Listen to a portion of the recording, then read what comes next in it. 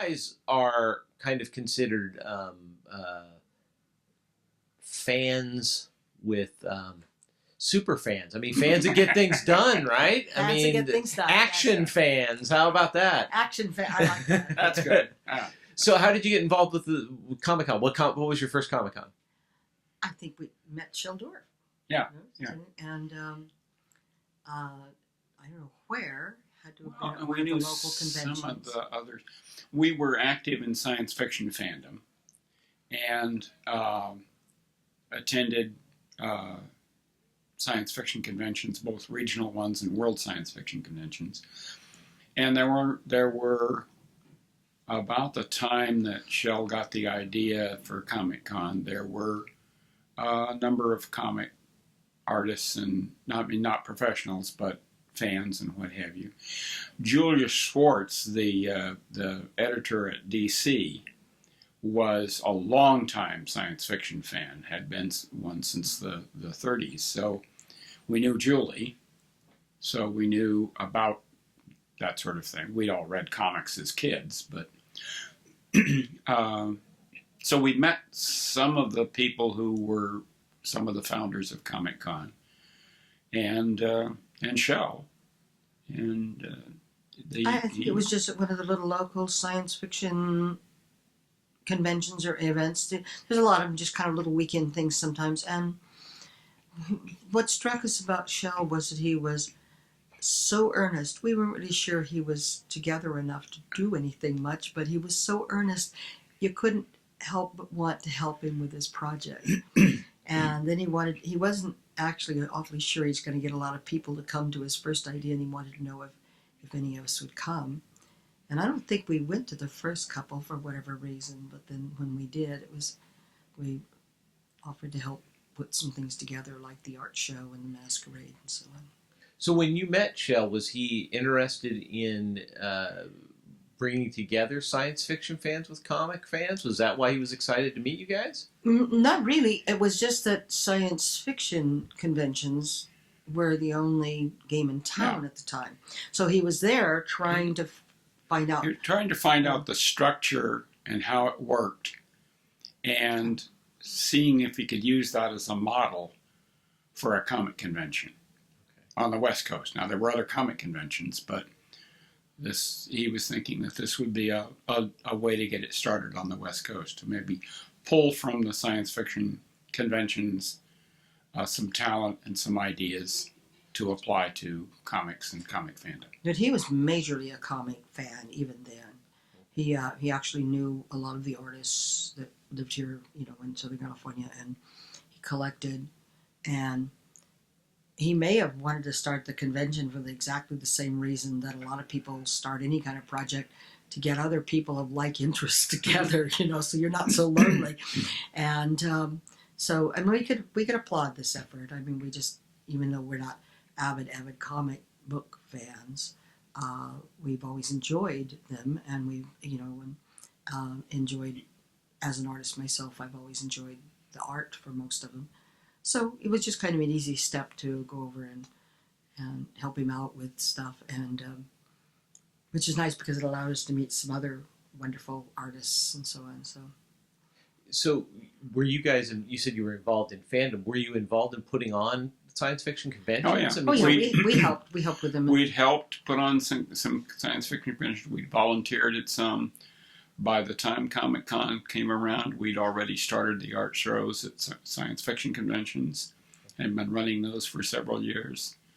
When I met Bijo, she was a costumer, and I willy-nilly got involved, and we did costume balls and masquerades, and we organized a few, and I emceed a few, and so we were involved in those aspects of things.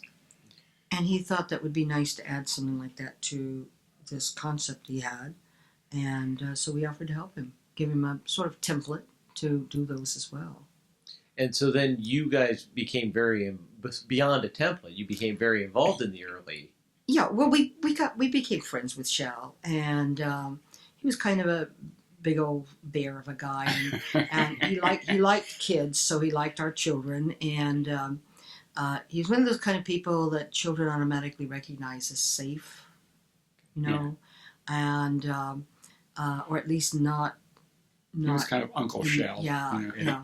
And then he and Forrest Ackerman were friends, and we were very close friends with Forey, and so it was just kind of a little mesh. And finally, we became friends. It was a lot harder to travel from LA to here before freeways. It took a lot longer to get here, so we weren't able to make those trips all the time, but we kept in contact even before the internet with mail and so on, and that's how developed from there. So the first con that you went to, was it an El Cortez con? The first Comic Con? They were in El Cortez, yeah. Okay, because there were a couple of years where it went to some other places as well. Yeah, we went around to various places. But the first one we went to was in El Cortez. Okay. And that was fun.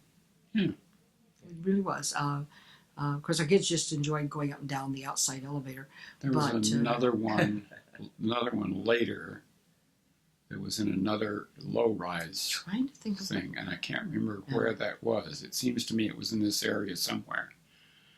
Because I remember that art show because there was a sort of patio outside, and I remember Jack Kirby took that one kid out there to show him that he needed to underdraw because his stuff all looked like muscle-bound balloons.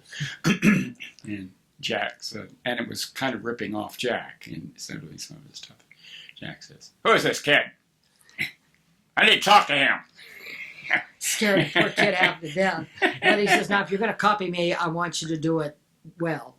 So he's sitting out there showing him how to do anatomy, and gets this little crowd of people. It was just Jack Kirby was a very funny man. And then we kind of got involved a little. We never became the huge amount of fans, the kind of fans you see from other people. We just got involved, and it was because we liked some of the people, and we were friendly with them. This was a very casual sort of thing, but it was fun.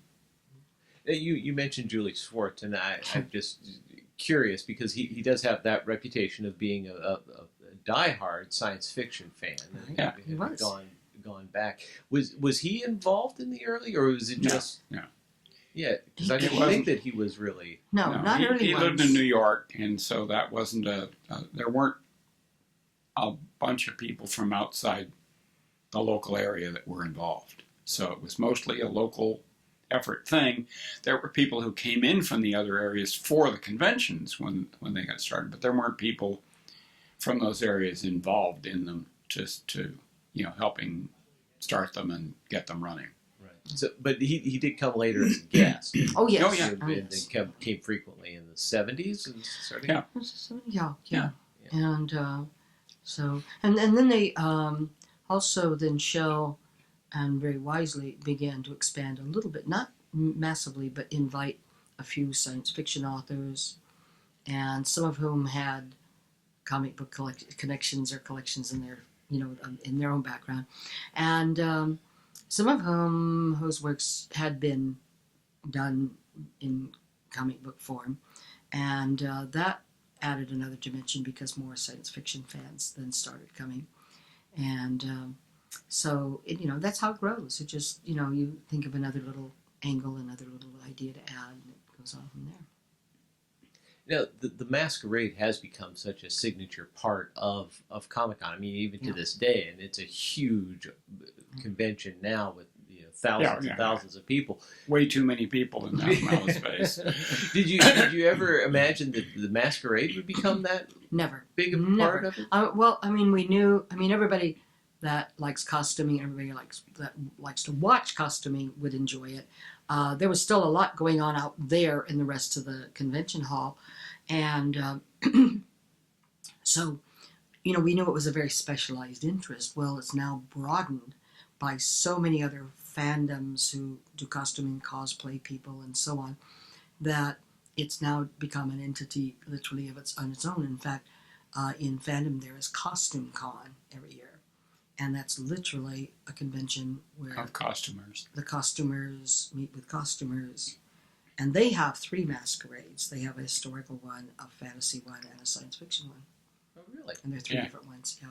So cosplay must, I mean, that must really tickle you guys. Since you came from being a costumer and knowing that there was a specialty there, to see it, I mean, it's a component of Comic-Con that is probably one of the things that people most recognize. It gets on the news. Certainly, yeah. The whole thing, that whole thing got started in 1939 at the first World Science Fiction Convention.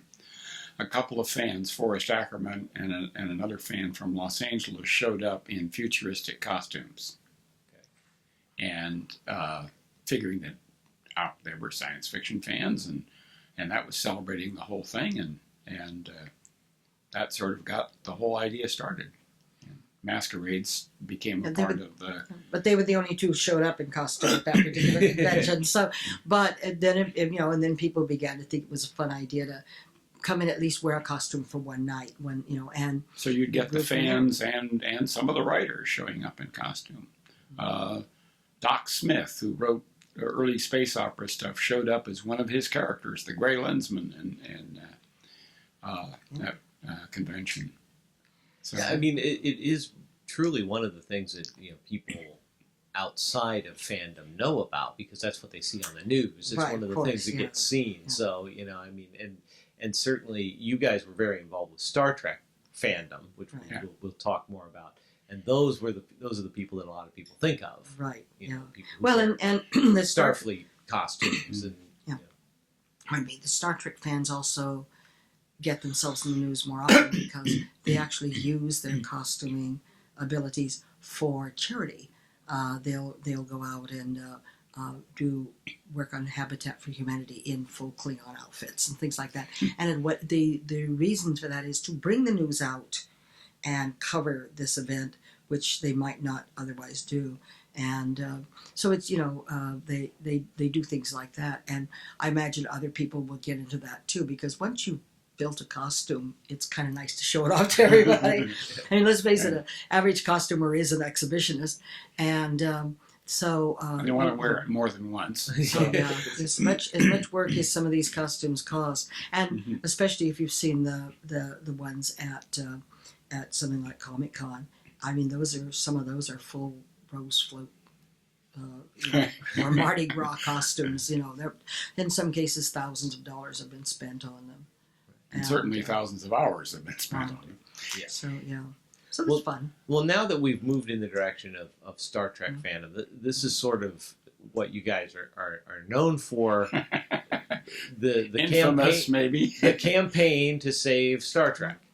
So, how did that get started? I mean, obviously we know how it got started. They threatened to cancel the series. Right. Yeah. Okay. We had met Gene Roddenberry in 1966 at the World Science Fiction Convention, before Star Trek was on the air. And he talked her into putting 3 of the costumes from the show that he brought and had professional models modeling at the convention into her futuristic fashion show that was supposed to only last an hour. And one of the officious people on the committee had told her, "You got an hour and no more," and then wanted to put these 3 costumes in it. And so Gene Roddenberry showed up and took her off for coffee and talked her into putting the costumes in. He was always very persuasive. Yeah. And of course, at the end of the thing, he said, "Oh, and I'm so grateful. Thank you very much. If you're ever in Hollywood, call me. We'll do lunch." I said, Yeah, right. A typical Hollywood. And we called him next time we were in Hollywood, and he was an outside salesman in Berkeley, and we'd go down there, and he invited us over for lunch to show off Star Trek. And so every time we went down, then we would visit him. And one day we caught the show that we were watching Deadly Years being filmed, and every time the people would come off the set and sit down, they just slumped down in their chairs and looked very downhearted, and that was so different than we'd seen previously. And the crew seemed to be very down. And we were asking people, what the heck's going on? And said, well, nobody really say anything. So, Bijo, having been around studios more because her mother was a costumer at Warner Brothers at one time, or in the costume department there, said, craft services will know, because they always know. So we went over and talked to somebody in craft services. He says, oh yeah, he says, the word's come down, the show's going to be canceled at the end of this season. So we didn't get a chance to talk to anybody about that, because we were about to leave to go back up to Oakland where we lived. So we're driving home, and we're kind of kicking around the fact that this is really sad that this is going on, and what a tragedy it'd be for it to be at the end of the season, the second season, because it'd never go into syndication if that happened. And I turned to her and said, you know, there really ought to be something we could do about that. Now, I should know better than to say that to her. And of course I said, yeah. So we started formulating things we could do, and we got back home and said, well, you know, we really need to phone Gene and find out if this is something he wants to do, or if he's thrown in the towel, it's going to move on. Right. So we called down to Roddenberry's office and got put through to him. He had just come out of a staff meeting where he had said to the people, yeah, if there was only some way we could reach the fans. And we fell into his lap. So we put together a campaign. But understand, we had no template for this. Nobody had ever done this kind of thing before. And so we put together something. I went around to secretaries both on the studio lot and elsewhere. And I said, what is there about a piece of mail that makes you willing to put it across your boss's desk, or answer it yourself, or put it in the nut file, or throw it away? And they would tell me, and then I wrote up these rules for writing letters and explained why each one, you know, was Important. you know.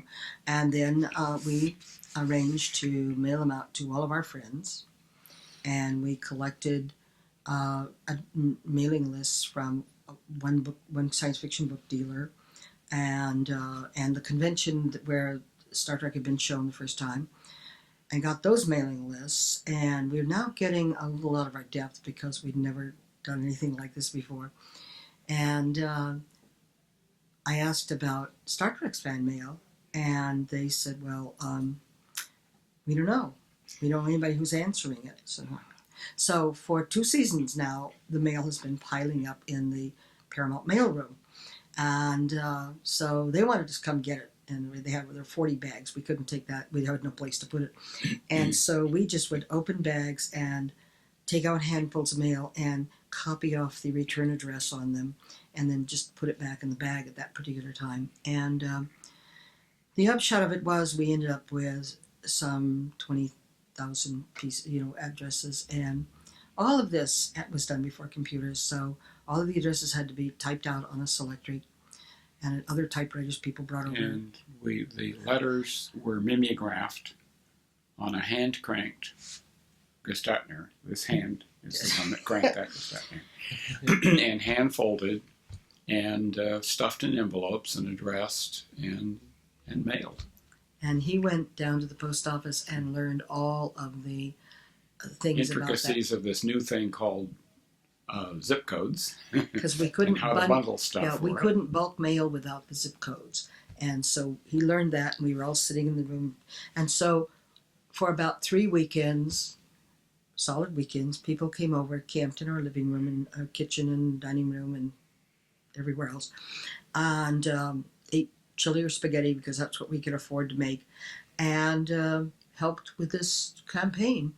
And the whole idea was that I devised a rule of 10. And this still works, by the way. You write a letter, and you ask 10 people to write a letter. And they write a letter, and they ask 10 people to write a letter. 10, 10, 10, 10. And it works. Now, with a computer, you could do this by hundreds. Power of 100. Or 1,000, depending on how many prints you got. And so it began to spread. We're not sure how many letters NBC got. There have been estimates all the way from 1 million down to 10,000. Whatever it was enough to persuade them to go on voiceover the last episode of the second season and say, Star Trek has been renewed for another season, please quit writing letters. And the reason for that is, of course, we had also told everybody to mail in business-size envelopes. So people couldn't take any chance, the studio or network couldn't take any chances that this wasn't a business letter. So they had to pay people to answer this rush. Had to hire extra secretarial help to open all this mail. So it was costing them money. So after they said this, and everybody was so happy they'd made this announcement, that about 2,000 of them wrote in thank you letters. Again, mailed in business. And Fans are nothing if not earnest. So that was the mail campaign. Gene Roddenberry did not pay for any of this. He did send over one of the weekends a catering truck full of edibles. But we told him, we said, stay out of the game because they're going to think, they're going to blame you for it. Well, they did anyway, but they couldn't prove anything, you see. And I said, we don't want to leave any kind of a trail that goes back to you as if you paid for this entire campaign. And there are books about Star Trek out there now that claim, yes, he did pay it, and no, he didn't. The only money we took from him was at the very, very, very end of the campaign. All the rest of it was donated by fans. And we just reached the end of our rope, and we needed $100 for that final mailing, and we got that from him. And but that was all. And the rest of it was all from fandom. Fans can be pretty wonderful when they're asked for stuff like this, so that was how we did it. What I love about doing all of these interviews is, I'm talking to the guys who founded Comic-Con, and they were teenagers, Yeah, they were. From 15 to 19 years old, who really took it upon themselves. And I think that it, maybe from your perspective, you could weigh in on this. The times it was possible to change things, they really believed that they could create something, and the fact that you guys were able to do this must have been very encouraging to other fans, right? Oh yeah, it was. To fandom in general, right? It was little conventions, fan clubs sprouted up everywhere. Little conventions that people, okay, let's give this a try, and even if they were just held in school auditoriums or the church basement or things like this, a lot of fan activities started.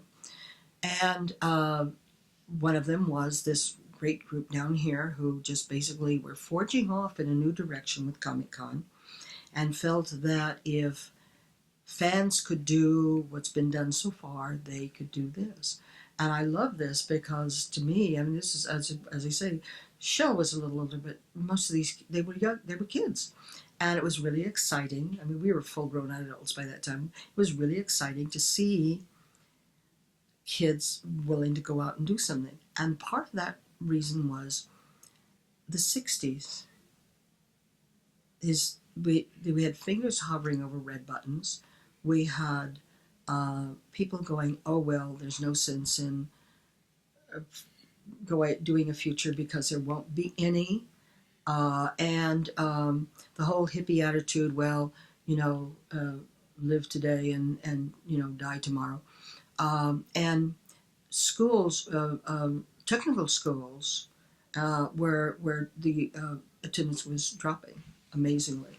And new students were not signing up. There was this whole anti-science thing, whole anti-everything. And if you look at the shows of the period, you'll see what I mean, that a lot of the shows were very anti-everything, the anti-heroes. Anti-heroes, and you just, you could shoot somebody without even having to make out 18 pages of report. And then you have a show that comes along that postulates the world trying to get along together, all the races trying to get along together, people who actually liked each other. And in a world that had become very disenchanted and disenfranchised from even their own parents, a lot of these characters became surrogate parents to them. And they looked at Captain Kirk and Dr. McCoy as closer to them as a parent than their own fathers. These people took encouragement, not just from us doing something, but from the positive influence of this kind of thing. And because up to now it was negative. And the whole, even teachers would say to you, oh, you can't do anything, honey, just, stick to the norm, is what they're saying. And that bled over into comics fandom. Oh, yeah. with a lot of them were crossover, both Star Trek fans and comics fans and so on. And they began to think, hey, there's a lot of positives going here. Let's see if we can get some artists, some of the artists and stuff, and I can do that too. Suddenly became something that was possible. Right. Yeah, and that's one of the things that I've gotten from all of the founding. There was a sense of optimism, and just the idea that they would fail at it just didn't seem to enter into their mind. No, they just were doing it, and it was just getting bigger and just going. They were very positive, enthusiastic people. And that I've had to be in my life. My life wasn't exactly really great as I was growing up as a teenager, and to me, it was almost a mandate to not be negative and to especially encourage young people to do things. Give it a try. Why not? And then John, who when I met him, he was such a positive character. Probably why I married you. And it just, so what you said. we formed a really great relationship between us, and we've spent a good deal of our time doing that, encouraging people. Well, and you must have built a relationship with these early Comic-Con people, because you're still here, right? So how has that developed? I mean, you've watched some of these young guys, Mike Towery and some of these guys grow up. Yeah, and we watched young people who came into our art shows and hung their art, some of them very tentative, and become well-known artists. In some cases, not comic artists, well-known cover artists or something, move on to other things, but in the art world. We had one young man who was, frankly, a rather terrible artist, but what was interesting was he would do panels, and that he hung on the wall, and the panels had great layout and qualities to them. And Jack Kirby mentioned this, and he looks at him and he says, "Wow, that." He's got such a good sense of dimension and of spatial work with large and small and dark and shadow. And he talked to him, and then we talked to him, and he acted so discouraged because we just basically told him that he had great art qualities, but not necessarily drawing. And we tried to be a little gentler than that. So he went away. We didn't hear from him for about 2 years, and he shows back up at a science fiction convention. And we were very glad to see him. And we said, "How you doing?" And he said, "Well," kind of took it to heart, went back home, went to work for a graphics art agency on layout in advertising, and use of best space in magazines and newspapers. He says, "I now own the company." Oh, yes. So, but there's something positive in everything as far as we're concerned. Now, you guys were living in the Bay Area, and you mentioned that it was quite a... Well, we had, by the time Comic-Con was started, we were back in Southern California. Okay. It was only during the period of time of the first couple seasons of Star Trek that we were up there. Okay. So you're in Los Angeles area? Yeah. Okay. We had a house in the Wilshire district of L.A.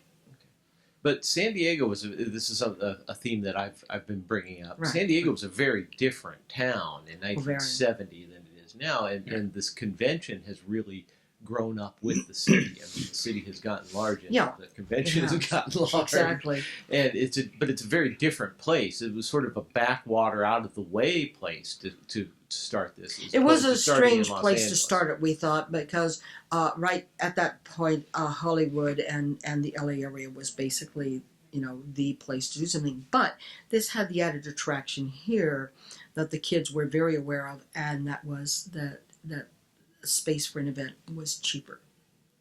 Yeah. And that it had at least a few other things to offer, like the San Diego Zoo and visiting the tall ships and that kind of thing. And so they kind of, put that was one of the little side notes, come on down and see all of this other stuff too. And they, I think it was sheer enthusiasm that they ran with. and got so many people involved. Which, So as it gets larger, and as it are you, and I presume you're seeing more and more science fiction fans come. Yes. Were you actively encouraging people that you knew to come and check it out, or sure. was it just they were just showing up because? Well, all of us I think in science fiction who were making crossovers. We crossed over and everything. We didn't, we had no one in focus on that. Was we encouraged everybody to come down and try it. We encouraged people. Well, this is still science fiction because of course there was science fiction comic books and so on. Come down and take a look at what these people are doing. It's a little unusual. It's a little different. It'll be a different convention. You're not going to be involved in all the programming and everything, so you can kick back and relax. And people would come down and try it, and they get caught, or they wouldn't. But I mean, most of them did. Most of them got caught. And and one of the high marks of Comic-Con that they like to talk about is Star Wars. Oh yes, being introduced. Was that something that you guys were aware of, being sci-fi fans before it was shown at Comic-Con, or was that your first exposure to it? And no, we were science fiction fans many years before that. Well, no, but I mean, as far as knowing about that particular project, we first had you heard rumblings in the sci-fi. Oh yeah, we'd heard rumors about it, and at the World Science Fiction Convention before the first film appeared, we had held a couple of media conventions of our own in Los Angeles, and little ones. We so somebody come to us and was talking about this thing that was going to be coming out, and we met who was the art director. You talked to him and actually got to look at some of the I wasn't the art director. He was the advertising. Charlie Lippincott. Yeah, the promotions guy. And so she got 20th Century Fox. For 20th Century Fox. And they had been pretty well told, this is such a cockamamie idea, it's amazing. Of course, all the so-called experts, I love experts. So Lippincott was inviting some fans over to see the stuff. And Bijo came back pretty enthused about it. And then at the World Science Fiction Convention that year, they had a big display and promotion on it. And we got to meet Mark Hamill and a couple of the other people. I don't think we met Harrison Ford or Carrie Fisher, but Mark and a couple of the other people that were, major players in the thing. And saw some of the props and the other things from it, costumes, and looked pretty good. And so we were primed for it when it hit. We said to Mark, God, you're in a picture like this. God, we could invite you to Equicon next year as a guest. He said, I could come as a guest? And we went home and looked in our files, and he'd been there as an attendee previously. So that was a good tie-in too, not because comic books were immediately evident there, but come on, it was obvious it was going to be comic books involved, but because it was a fun action picture, it was in its way almost a comic book in itself, and so that definitely did tie in. It drew in then from the San Diego area, I'm fairly sure, a good amount of people who would otherwise might not have thought of a Comic-Con. And and I mean, everything like that could happen happened fairly well for Comic-Con. They were very lucky on that. And it was growing. It was growing very well. I mean, we know several of the dozens of people who came up from San Diego to be part of the line at Grauman's at the Chinese theater to see the first Star Wars. The first Star Wars film. Now, one of the things that people complain about now is how much Hollywood has taken over the convention, the influence and the money that goes into it. But then a lot of people have said, that was always a part of it. It was always, and it sounds like you guys were part of the contingent that went, hey, sci-fi and sci-fi movies or film programming is a big part of Comic-Con. Yeah. What do you think about the way that it's evolved? Well, I have to say that the film companies and their huge booths and so on, that very trade show sort of thing, um, while valuable to a lot of attendees and draws in hundreds of attendees, is not quite the old Comic Con sort of thing, because that isn't the focus. You know, I think the focus has moved away from comics and comic artists and what have you to what the studios can draw from the graphics arts and the comics to turn into profitable stuff. Now, that helps, obviously, comic story creators and that sort of thing. If their stuff gets picked up, they make money and what have you, and they get to see their thing on the screen and so on. But it's really altered the atmosphere of the thing considerably. I mean, we're both business people in a very small sense. We own a little tiny company and so we certainly can't score in making a decent profit on anything. And I'm not one of these. Neither one of us are one of these people that go, oh, they're just in it for the money, because that's an extremely powerful impetus. So if it works, it works. But it's just become so overpowering that it's now impossible to see anything out of the current Comic Con that reminds us very much of the old one. You could, in the old days, you could be standing around the halls talking to Jack Kirby or Vern Hogarth or Russ Manning or Charlie Schultz, and go to lunch with them, sit down and talk with them. There'd be a whole group of people talking with them. There's all this one-on-one stuff that's gone, and you can't get near any of the big names anymore, because let's face it, because they're doing business there, they're doing lunch with somebody else. Do you know what I mean? Right. And on the other hand, we showed up at a panel that Sergio Aragonis was on, and at the end of it, he looks up and he says, "Hey Joe," and he jumps over the table and comes down and gives her a big hug. So there's some of that still there. But that's Sergio Aragonis too. So I mean, you have to say this about anything that's grown this big: is there's good and there's bad, and the bad part that we, old timers, see is actually good for so many people.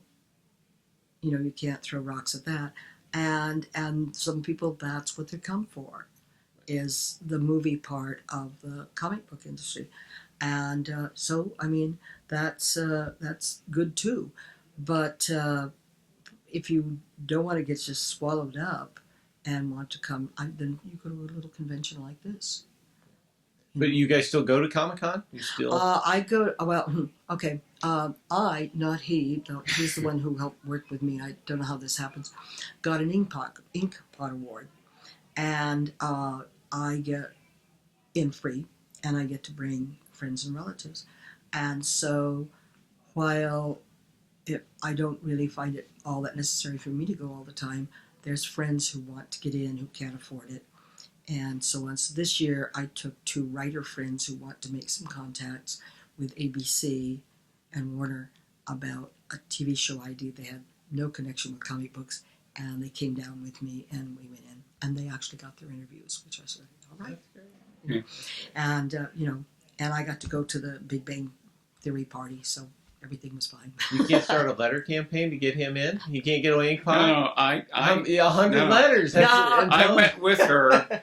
I went with her a couple of years ago, and that is way too many people in way too small a space for me. I don't deal really well with large crowds. So the logistics of it is what you would say is the biggest downside. Oh yeah, really. If I tell you something, that is that I feel as much money as Comic-Con has to be making right now, they should hire Disney Imagineers to do a people mover setup and plan like Disneyland. Disneyland can be so full you can't believe it, and yet everything moves. Now they've worked out a people mover method that is almost fail-safe, not quite, and it keeps both theme parks moving, and because of that, they actually do this kind of work for other events, and they show how to keep people moving without that kludge. And it works, and frankly, they'd be worth every dime, because Comic-Con is one of these events now that has reached a point where it could crash of its own weight if it isn't taken care of. That solution is right there, and as a matter of fact, I'm suggesting it to some of the people I know who work in the upper echelons of Comic-Con, because I'd like to see it succeed. I mean, succeed even better. I'd like to see it become more pleasant for everyone, and I'd like to see it more available for everyone.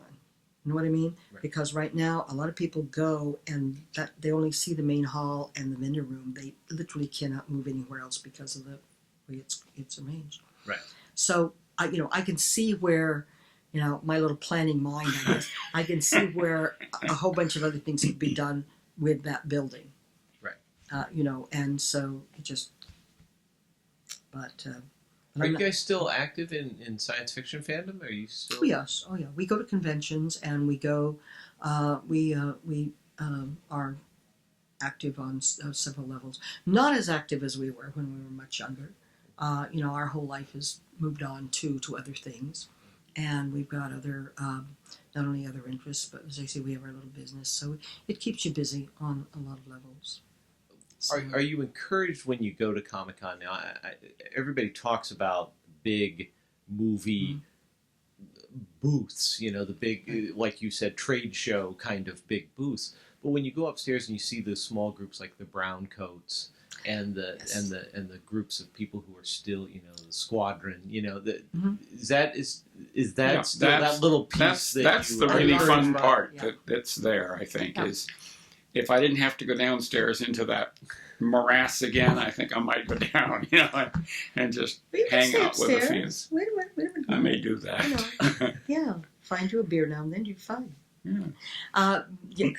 But you're right. It's fun to see. There's an enormous number of new groups out there, and some of them are splinters from other groups, and some are directly from TV shows or comic books, and that's fun to see. I like that people are interested enough to form a little group, because that takes work, and even if you just get together and share your interests and so on.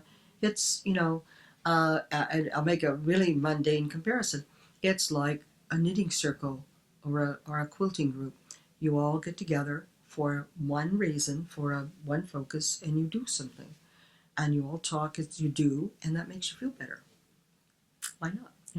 And so I do enjoy it. And as a customer, people have asked me, well, what about the vast difference between the LARPs and the cosplay and the, SCA and all these other groups that do costuming?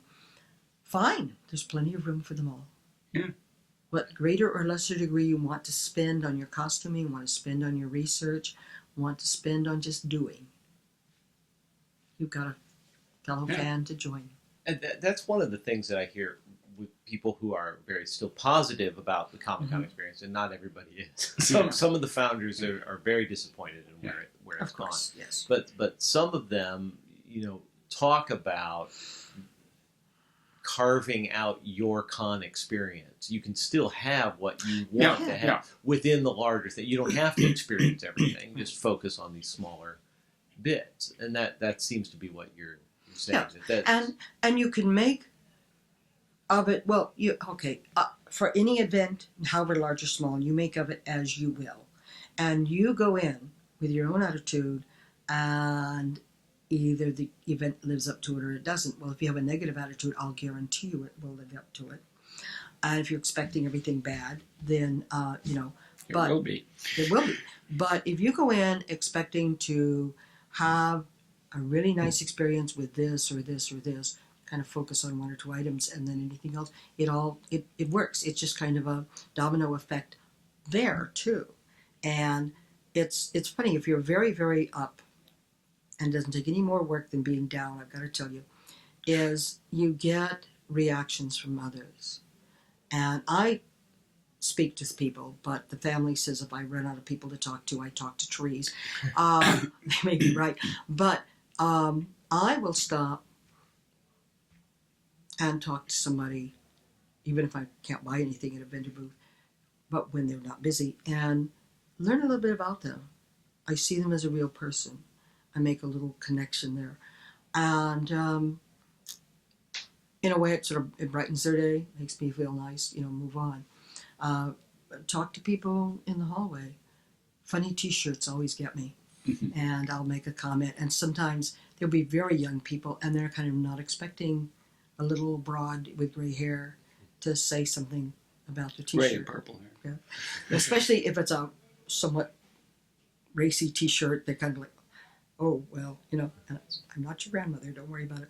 But, and I get a kick out of just that. But I'm a people watcher, so I can just walk through a hall and just have a ball. Yeah, but we're both people watchers. And he can do that, but the noise gets to him. So, and I found a couple of quiet places last year, so you need to go join me. But it's interesting to see this incredible dynamic working. It's just huge, and I am in awe of doing something that big. I would never want to attempt it. In fact, it would frighten me to pieces. But as far as doing something, and back to the Comic Con people, that I can understand and help with, and we can work with it, and so on. So, and I know, of course, if they're the founders of the original Comic Con, they're not going to see all that many great things in what it has become, because it's sort of like starting out with a caterpillar and having it develop into a brontosaurus. That wasn't what they were planning on. And where'd that butterfly go? Yeah, and so, and that's literally, in size and so on, that's just about what happened. And your whole outlook, it has to be revised for that, because a brontosaurus is certainly going to be a whole different thing to take care of than that caterpillar. And both of them have a place in this world. That it is the same convention is, I think, what is hard for some people to deal with, because it isn't the same convention; it just has the same name. Favorite Comic-Con memory? I just want to hear, something that, a story, something that really sticks out from maybe the early days, or something for you guys. You've got one. Your experience with Jack Kirby at judging. Jack Kirby was a very gruff and abrupt sort of man. So he and Walter Koenig, and it was Chekhov in Star Trek shows, and I were supposed to be the masquerade judges. We sit down, and Kirby was late, and he seats his wife in a chair in the first row, and then he sits down next to me, and he says, "Vote my way, and everything will be just fine." And I said, "Ow!" Very exaggerated. I got up and went to his wife, and I said, "He hit me." And she says, "Jack, behave." The whole audience is watching this, of course. I go back, and I sit down, and I go, And he sits there for a minute, and he says, "Fink!"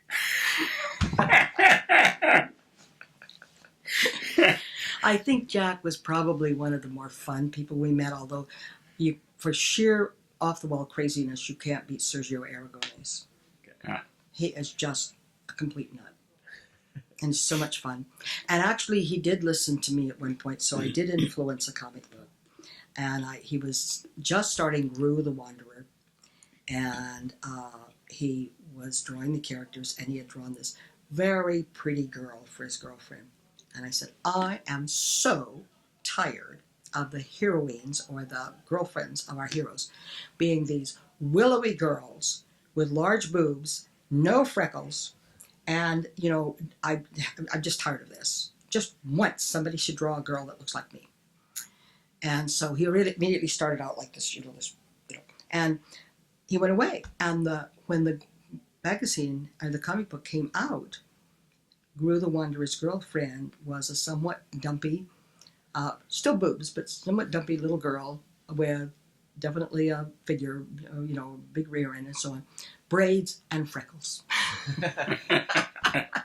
And he said, all right, this was for you.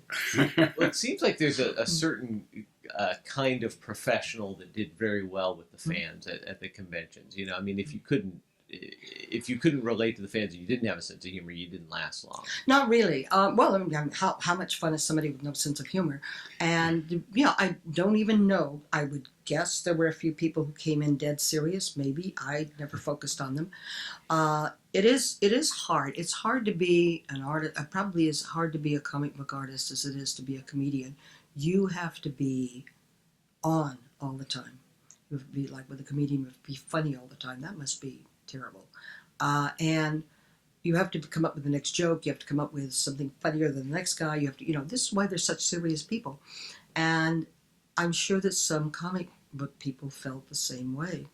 But the ones that you reacted to and remembered and wanted back were the fun ones. Were the people who just, were willing, well, especially for a small convention you watch here, to come around and play with us. I guess that's the simplest way to say it. Who are a working and active part of the convention rather than just come as a guest, speak, and go away.